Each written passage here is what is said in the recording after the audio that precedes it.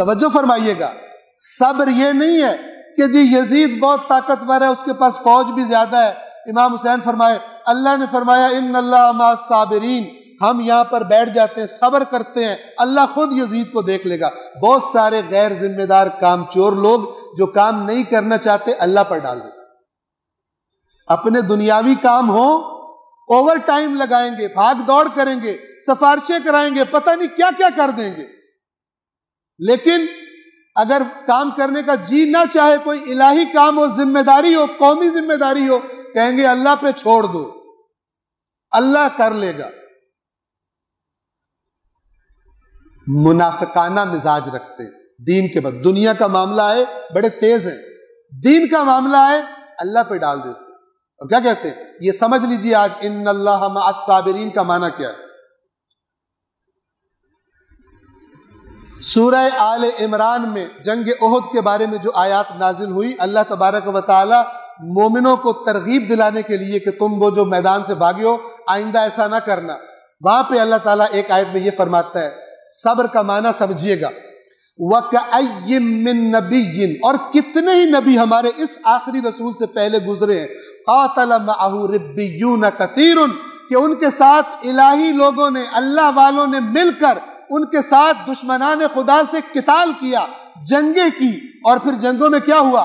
فَمَا وَهَنُوا لِمَا أَصَابَهُمْ فِي سَبِيلِ اللَّهِ، اور اس اللہ کے راستے میں جو بھی ان پر ٹوٹ پڑا، جو مصیبتیں آئیں وہ نرم نہ پڑے، انہوں نے کمزوری کا مظاہرہ نہیں کیا، کمزوری نہیں دکھائی دشمن کو، وَمَا ضَعُفُوا، نہ ضعیف پڑے، وَمَا اسْتَكَانُوا، اور نہ ہی انہوں نے تھکاوٹ کا اظہار کیا، ڈٹے رہے تمام مشکلات کے باوجود۔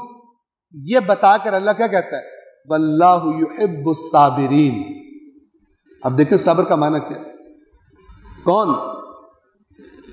تمام تر مصیبتوں میں ڈٹے رہنے والے میدان میں۔ صبر یعنی ڈٹ جانا، صبر یہ نہیں ہے گھر بیٹھ کے کہنا اللہ نے جو کرنا ہے کر لے گا، ہماری ذمہ داری نہیں۔ فبشر الصابرین، کربلا والوں کو خوشخبری دے دو، الذین اذا اصابتهم مصیبت قالوا انا للہ وانا الیہ راجعون۔ یہ آیت صرف کسی کے مرنے پہ نہیں پڑھی جاتی، قرآن کے لفظ کیا ہے کہ ان کو خوشخبری دے دو کہ جب پھر اس آزمائش میں وہ آ جاتے ہیں، میدان میں ہوتے ہیں، پھر جب کوئی مصیبت ان پر ٹوٹ پڑتی ہے، چاہے کوئی زخم لگے، چاہے ساتھی کوئی شہید ہو جائے، جو بھی مصیبت آتی ہے، اذا اصابتهم مصیبت، ان کے منہ سے انہیں کوئی پرواہ نہیں ہوتی، پرواہ سے مراد کہ بھاگ جائیں، میدان چھوڑ دیں، کہتے ہیں انا للہ، کوئی بات نہیں، وہ پہلے چلا گیا، ہم نے بھی پیچھے جانا ہے،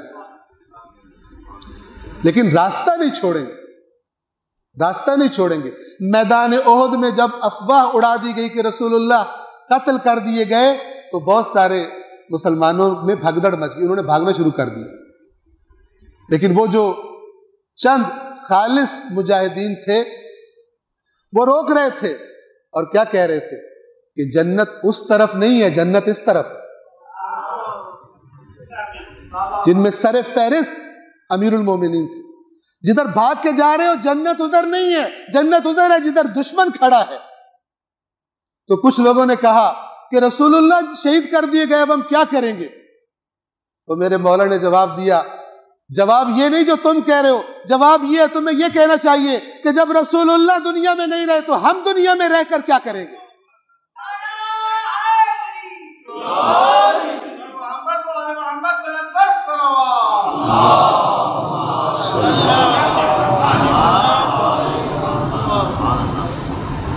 کربلا کے واقعے کی جب خبریں پہنچی ہوں گی شہروں میں تو بعض بزدلوں نے سکھ کا سانس لیا ہوگا، شکر ہے ہم نہیں گئے۔ توجہ فرما رہے ہیں نا؟ بہت سارے لوگ ایسے ہوں گے اور آپس میں بیٹھ کر، وہ جو بیٹھکیں لگتی ہیں اس زمانے میں بھی لگا کرتی تھی، کہتے ہوں گے بڑا سمجھایا ہم نے حسین، مانتا ہی نہیں، بڑا ضدی تھا، جیسے بعض احمق آج بھی یہ باتیں کرتے۔ لیکن حسین کو تو نانا نے پہلے سے خوشخبری سنا دی تھی۔ یہ جو کہہ رہے ہیں ہم نے سمجھایا، حسین نے ہماری بات نہیں مانی، ان کو یہ سوچنا چاہیے کہ حسین نے تو اپنے نانا کی بات مانی، تم کس کی بات مان رہے؟ کل بھی عرض کیا تھا نا کیسے پھر وہ جوانان جنت کا سردار ہے اپنے نانا کی شریعت کے خلاف چل کر؟ تم بتاؤ گے حسین کو کہ کون؟ آپ کو پتہ ہے حدیث ثقلین مختلف الفاظ میں آئی ہے، کتب اہل سنت میں بھی۔ ایک جگہ پر یہ الفاظ ہے کہ نہ قرآن کو کچھ سکھانے کی کوشش کرنا، نہ میرے اہل بیت کو کچھ پڑھانے کی کوشش کرنا۔ یہ دونوں تم سے زیادہ جانتے ہیں دین کو بھی دنیا کو بھی۔ جو ان سے آگے نکلا وہ بھی ہلاک، جو ان سے پیچھے رہ گیا وہ بھی ہلاک۔ کامیاب وہ ہے جو ان کے ساتھ رہا۔